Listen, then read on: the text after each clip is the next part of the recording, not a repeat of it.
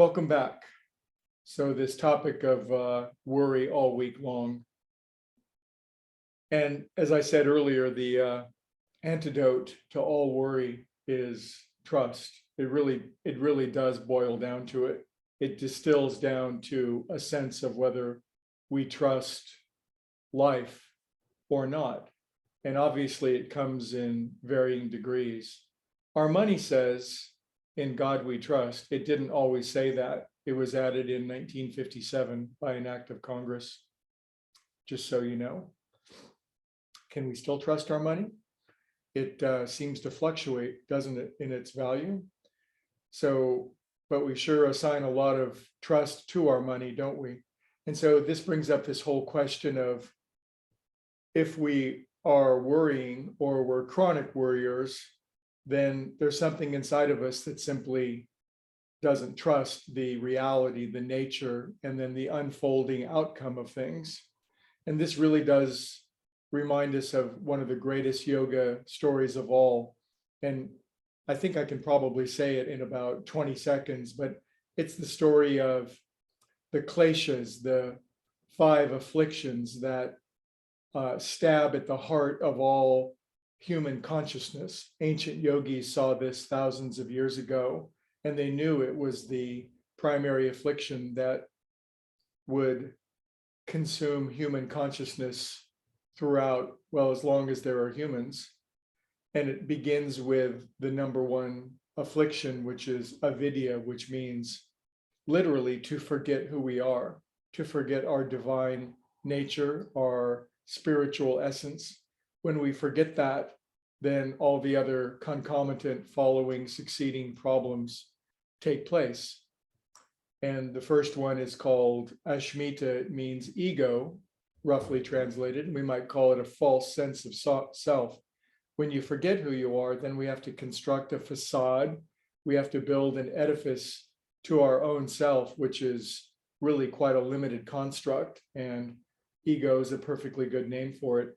And when we develop this inaccurate small sense of self, then we wander through life essentially looking at the things that we like and are attracted to and trying to grab and hold on to that, and then identifying the things that we don't like or repel us, and then we do our best to resist it. And then this, of course, leads to the last affliction, which is fear, because we're always struggling to hang on to what we want and to push away what we don't. Then comes fear. Low-grade fear is worry, constant worry. High-grade fear is panic, panic attacks. And the greatest fear of all is the fear of death, which is always hangs over our head and hangs over the head of every human that's ever been a human. So we can see how everything stems from this forgetting who we are. When we forget who we are, we don't trust anymore, and we begin to place our trust in external things. But haven't we always found in our lives that the worldly things that we place our deepest trust in will pull the rug out from underneath us or betray us? We've all been betrayed by the things that we've pinned our hopes and trust on the most. And so how can we not have a low-grade fever of worry? It's like the things that we depend upon the most are going to leave us, betray us, pull the rug out from underneath us. So it seems to be decidedly human, with given our abstract minds and our ability to abstract into a future, to worry about what's going to happen to us. And yet the answer is so paradoxical in that we must trust in the one thing that we can't see and we can't touch and we can't taste and we can't smell and we can't feel. Our 5 senses, our empirical capacity, we cannot build our trust upon that. We have to trust what we cannot see. And this is why so many people struggle with this, because it's a cultivated sense to be able to trust what is not apparent to our physical eyes. And it has to be built. But I believe there needs to be what I would call a decision. And the decision is to be a trusting person. And to decide means to kill off one world in favor of a new world. If we're chronic worriers, perhaps we grew up in it and our parents or we knew people or the most influential people in our lives simply taught us to worry. And then the world teaches us to worry more all the time. The news is a worrying amplification organization. Along the bottom of the screen are various alarms going off all the time that say, worry about what's going to happen, irrespective of how much good there is currently in your life. So a decision has to be made that says, I note that I'm a worrier and I decide that I will trust. I'm going to be a trusting person. I'm going to put my trust, like it says on the money, I'm going to put my trust in God. Of course, you can use your own language for that. And I strenuously, stridently remind you that God is inside of you, not an external agency up in the sky. It is an internal faculty, an instinctual,